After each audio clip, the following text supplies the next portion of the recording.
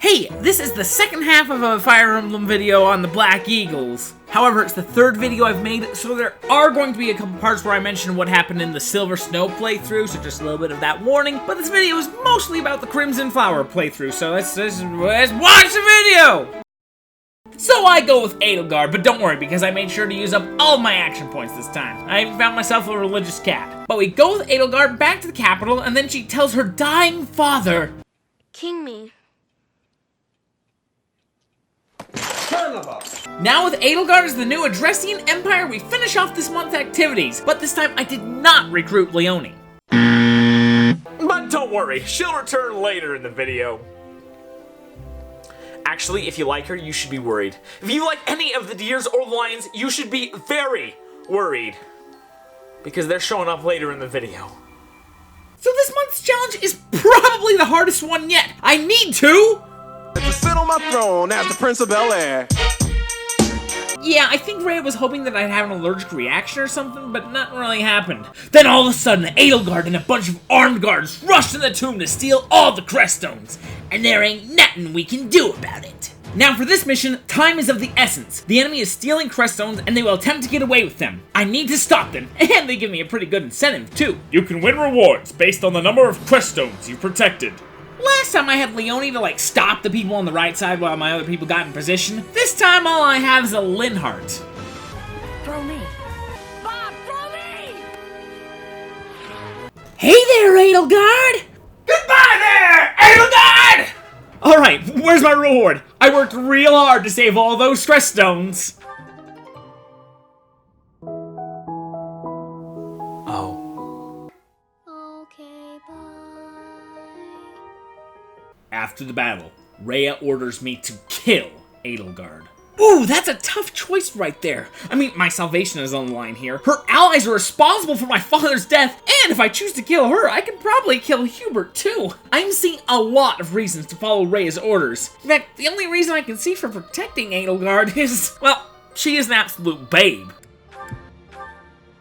Now this scene right here is kind of hilarious, because just look at how smug Byleth is right here. But the jokes do end pretty quickly, because Rhea loses her gosh dang mind, and says she's gonna tear your still beating heart out of your chest with her dragon powers. No pony wants our product. Next town? Next town. Now, I took several months off and waited for the DLC, because they were planning on adding Yuritsa. But you are very much alive. Now I have a chance to kill you.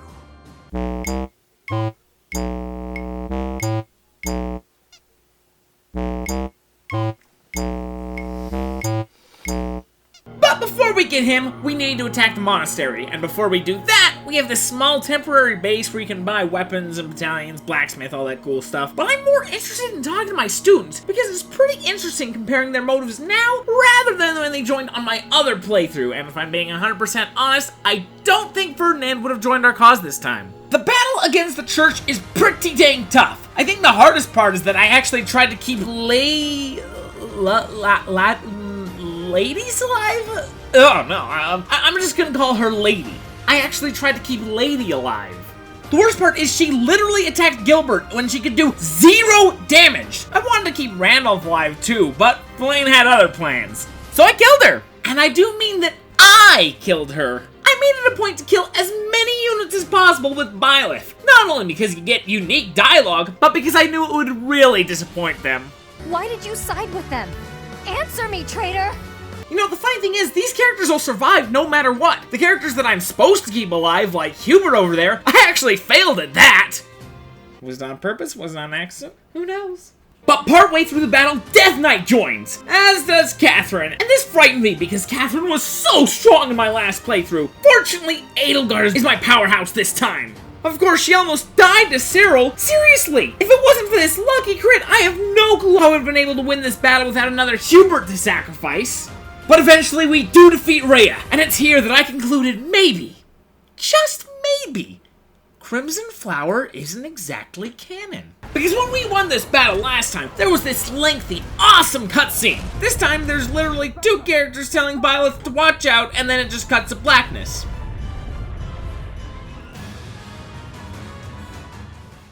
After that, there's a little cutscene that explains that 5 years passed, Edelgard tried to take over everything, and then Sothis tells me to rise and shine. I was sleeping for 5 years, but I wake up, head back to the monastery, and I find Edelgard. And this is a really touching cutscene. I even got a hug. And then I get to see all my students. Cool costumes, everyone, but I did buy the DLC, so girls, into your maid costumes, guys, into your suits. Of course, we also got the evening wear and the summer uniforms, so I ended up just spreading the costumes among all of them. But I did leave Mercedes in the maid costume. Her ability is live to serve, after all. Other DLC perk is Playable Anna, and one question, what is her accent? In the shop, she sounds Scottish. Is that the one? Thanks a bunch. In battle, she sounds Cockney. I sell first aid kits. Not so fast. And in the monastery activity, she has a southern accent. This is one of my favorites. How did you know? Oh, also, I was very worried about betraying the church because we were gonna lose something very, very important. But check it out! Greetings, Professor. Nothing to report. Yeah, apparently he had a twin, and he's gonna be the new gatekeeper! And good work on the voice actor. He actually made this guy feel like a different character during this interaction. He's just a grunt, not a noble gatekeeper like yours truly. Unlike me, he's very devout. He left the Empire a long time ago. Alright, now with all that out of the way, let's get to the battles. The first important battle is we need to take Alliance territory, and for that we're gonna need their Grand Bridge, which has Judith and Ignatz, and later in the battle, just as I promised, it's Leone! Oh, I am so sorry, I did not know that Leone was gonna be spawning up there. The Divine Pulse is the whole mission. We need to go back to the very beginning so that Byleth can go up there and land the finishing blow with Gerald's Mercenary Battalion, because I can't think of anything that would make Leone more sad than that. Judith, I'm sorry. I'll leave the rest to you. And don't think I've forgotten about you, Ignatz! Edelgard has a barrel full of sunshine for ya! Well, I don't know about it. It's got the heat of the sun, at least.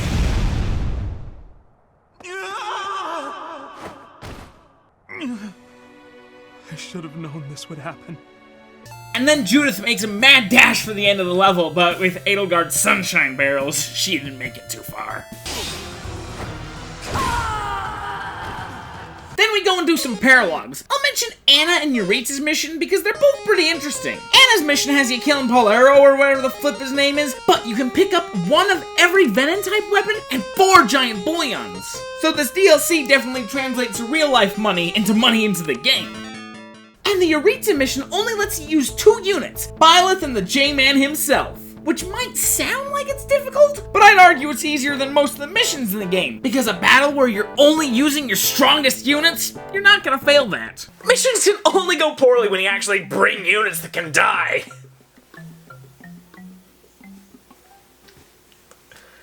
I killed Dorothea! Yeah, later in the game, I screwed up in 2 major ways. It's the only time I forgot to record. But I was doing a mission, and on the enemy's turn, I went to go get myself a can of Mountain Dew. But while that was happening, I didn't witness Dorothea's death. So when I came back, I didn't Divine Pulse. After I won that mission, I saved over my file. I don't even have the footage of it. I have 116 hours of other footage, but I don't have old Dorothea biting the big one. But Dorothea's not dead yet. She was still alive at this point, so I wouldn't fret. Unless you like Lysithea, then it's fretting time. Because I defeated her, and after she was defeated, she actually offered to join my crew. She didn't have to die. But she still did, because I'm trying to be as evil as possible on this run. Good night, Lysithea! Father, Mother, I'm sorry I didn't listen to you. Also Hilda, I had to do her in as well.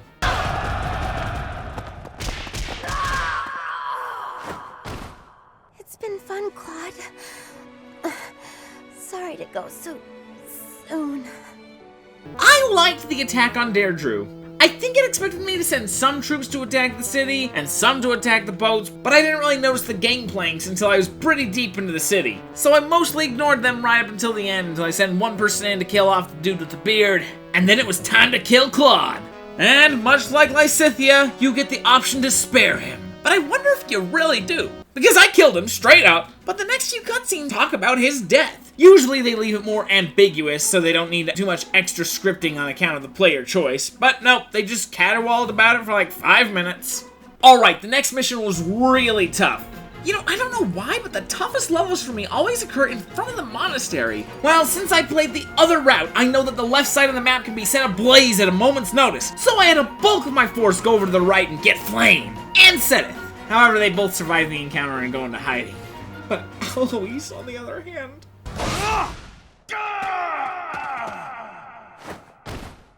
Gerald, I did it.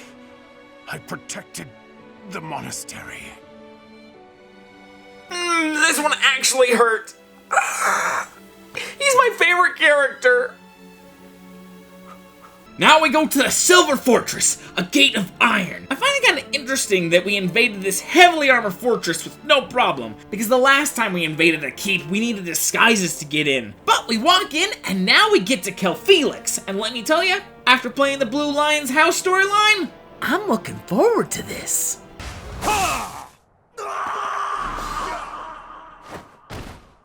I failed.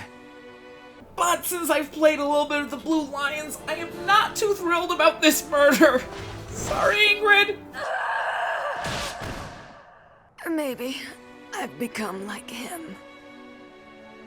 Yeah, the only other two kills of note are this lady, Cornelia, and this guy. Which, I gotta be completely honest, I killed him, and then after the battle, this guy shows up, and I honestly thought they were the same guy. It's only now that I'm looking at the footage that I'm learning, yeah, they might be different. So now we're getting another story beat where we're just getting a description rather than a cutscene. So last time we took a fort, the fort got nuked. Instead of getting to see it, they kind of tell us a story. And I gotta say, I much prefer the description, because beams of light destroying the fortress makes a lot more sense than having to witness with my eyes literal missiles in a Fire Emblem game. And alright, wow, we are drawing close to the very end of the game right now. It snuck up on us fast. I mean, seriously, this route is 4 months shorter than the Silver Snow route. And it's kind of annoying that I have to choose my wife now. There's still 2 really tough battles ahead of me. Fortunately, I grinded out most of the marriages on my other file, but this is gonna be like 3 or 4 hours of really tough fights if I want to unlock the Aritza and Linhardt S ranks. And, given something that happens a little later, I am very curious about the Sothis S ranks in the Crimson Flower route.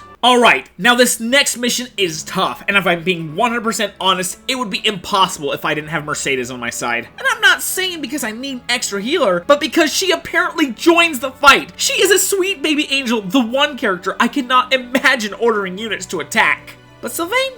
I can kill Sylvain, no sweat. Nah, I'd rather commemorate it with your death. Commemorate it with your death. That's the best you've got. It wasn't my first choice, no. Well, excuse me. What was your first choice, jerk? I think it was, I'ma mess you up with my pickled spear! Oh, no. Now I'm very scared of you. Can you sense the sarcasm? Because I really mean it. I was such a fool. Yeah, Sylvain, I really hope you're referring to your final words to Byleth, because that was weak. Anyway, once again, they probably want you to split into groups, have some people go up and kill demonic beasts, while another group go get Sylvain and Rhea once she arrives. But this seems like an excellent way to not have enough troops to deal with your threats. So I kind of just bunched everyone up into one death ball and just kind of went in a counterclockwise motion, wiping out everyone we came across. Sylvain, dead. Rhea, dead. Who's next on the chopping block? To do? Oh, flip! Okay, not to do! I want nothing to do with that 400 HP of pure muscle! What about you, Dimitri? Do you want to go? Edelgard, I will kill you. I'm gonna take that as a tentative yes. No, not yet. I can't die just yet. And with Dimitri's death, We still have like half an hour of anticlimactic fighting our way over to this dang bimbo. But first we gotta kill that Dedue monster for a couple of turns. He may have the HP and the MT that rival that of a Tokyo bullet train, but his accuracy is so bad. After we finish cleaning off the battlefield, Dimitri and Edelgard have a little conversation. Then the screen fades to black and Edelgard delivers that finishing blow. Hey, is it just me, or did that sound like a very hollow swoosh? Oh, I missed. After that, we go straight into the next battle, attacking Rhea in the kingdom's capital. But before the battle, Rhea gives Cassandra the order. Now, Catherine, set fire to the city. Burn it. What? Until it smolders, these people are traitors and must be made examples of. With all due respect, sir, I was not trained to murder the innocent. But you were trained to follow orders. No, seriously, Catherine sets the whole city ablaze, and it leads to probably one of the stupidest Fire Emblem levels I have ever played. And keep in mind, I played Shadows of Valentia. It's just like someone slammed down units, golems, and damaging tiles with no thought or care. And the thing is, you have to stand on these damaging tiles. Usually when there are maps like this, these tiles are avoidable, but here, this is simply how it has to be. Also, the golems have a high probability of one-shotting your units, even some of your better units. The good news is that the last two blue lions are here if you wanted to kill them. First up to bat is Lenato's little lad, Ash Hubert.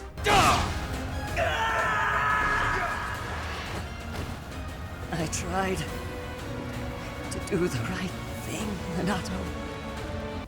And would you look at that? On this side of the stage, we have Gilbert's pride and joy, Annette. Gilbert even gets to watch his little girl die with his own 2 eyes. It hurts. Help me, Father. Annette, I will avenge you, my daughter. I feel awful. I think the worst part of it all is that I've made sure that Byleth was responsible for every main character death. Even here, Ash, Annette, Cyril, Gilbert. The only exception to this rule was Catherine. I gave that special honor to Shamir, which actually opened the doors to some pretty cool dialogue. Hello, Catherine. I always knew this day would come. What a coincidence, so did I. It seems that now we have no choice. We have nothing in common. Not our backgrounds, not our beliefs. Not the way we lived, or the way we'll die. But now, all that's left is the Immaculate, or Lady Rhea. And I'm gonna compare her to the Silver Snow one real quick. She's easier, and she's harder. I feel like she has more health, but the area to fight her is much more open. However, she does more damage, but she doesn't attack in the same annoying AoE. But she does attack everything within 2 spaces. I don't know, different strokes for different strokes, I suppose. I still finish her off with a cinematic critical Red Heaven. And then, believe it or not, there is a specially crafted cutscene specifically for the Crimson Flower. Now, all that's left to do is to watch the proposal to Edelgard, and it is not romantic at all. It's more like a business meeting. They're just like, yeah, we still have a lot of work to do. It'll be neat when we can retire. Yeah, alright, cool, let's get back to work. And you don't even get to do that work. I know I keep bringing up the Silver Snow, but when you destroy the Empire there, Hubert delivers a message congratulating you on killing him, and then asking you if you'll go and kill those who slither in the dark. But now that Hubert is actually alive, they just kind of mention in the cutscene that your people track down and destroy the people who slither in the dark. You don't actually get to do it yourself. And with the Crimson Flower route being like 15 hours shorter than the other routes, I find it very odd that they didn't give us a mission to go raid Shambhalaya. My only guess is that it would kind of be anticlimactic. The final battle was extremely tough and it carried a lot of weight. Actually, okay, you know what? I am glad that they ended it where it did. Awesome game! I'm absolutely loving the fact that I get to make videos based around this game. It is so fantastic! As mentioned, there's already one where, that led up to this, and then there's also one where instead of marrying Edelgard, I murder her! And in the future, I definitely plan to release videos where I go with, like, the moose house, or maybe the tiger house, and it's just gonna be a lot of fun. I hope you subscribe so you can see them when they come out, and I will see you later!